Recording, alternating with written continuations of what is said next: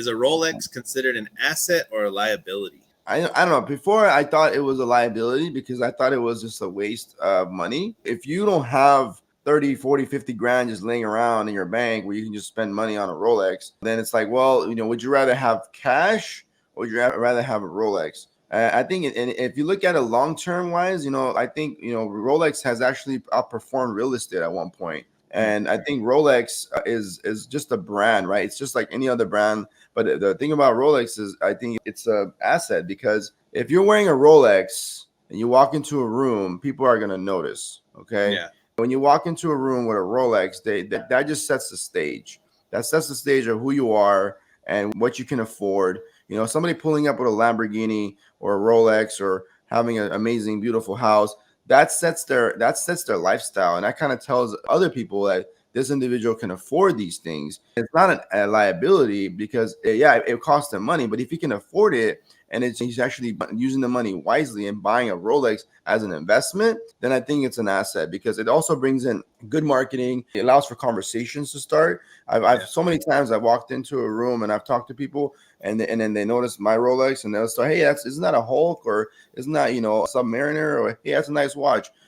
That's a conversation starter. Anything that like that. And I think that's why it's an asset. And putting your money in a Rolex is so much better than buying, for example, a car, even a luxury car, nice clothes, like, nice shirts, nice hats, like jewelry. Even I would say Rolex is more valuable than even jewelry, because if you buy jewelry, the jewelry doesn't appreciate. It usually depreciates because it's just by the name. Like the moment you buy a Cartier, let's say, like bracelet, that thing depreciates because it was just only as good as it was when it was in the store. The moment it walks out, it's just gold. You can't get the same value for it. And that's why I would say it's an asset, not a liability. I think this is a good metaphor. I think it's based on the investor, right? I think if you have money and you buy a Rolex and you don't do shit with it, it's a liability. If you are like an entrepreneur, like you said, and you're the investor, if you can get a good deal or if you understand the Rolex market and you can get like a really badass collector's Rolex, I think it can be an asset, right? So I think it's based on the investor, just like with most things. It's like it's not necessarily the investment, it's the investor in a lot of these cases. Now, if you buy like a brand new 2024 Rolex,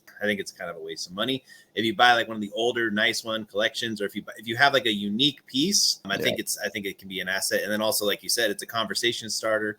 It's a statement. It's a status. It's a mindset. It sets the stage, who you're talking to. I think that's kind of important. It's always been that one thing that, anybody walks in, if you're having a conversation, if he's wearing a watch, you'll notice, especially if it's a Rolex. But I definitely think it's the investor. The investor does have a very important aspect to this because the investor can use it wisely or can make it into a liability. If you're running around with a Rolex and you're flashing it around and you're just trying to show off and you're just trying to be a show off and just running around, you're gonna probably either get robbed, you're gonna end up attract the wrong attention, right? You don't want to have negative attention. You want to have positive intention. You want to use it wisely. And I think that's what you meant when you say it's an investor. I agree with you. Yeah. What's your favorite Rolex that you have? I mean, I think my favorite has, I love the Hulk, but my favorite out of all of them would be not the Submariner, called the Sea Dweller. I love the Sea Dweller because it's a bulky piece. And I like bulky watches, so I like how it feels, and it's a very nice piece, and it's not that expensive compared to the other one because I have a Sky Dweller as well, which is beautiful, but it's more luxurious, and you can't wear it all the time. The Sea Dweller, you can wear it every day. You can take it out, out to public. It's not too expensive to be worried about, and it still draws the same attention and a conversation starter. So I love the Sea Dweller.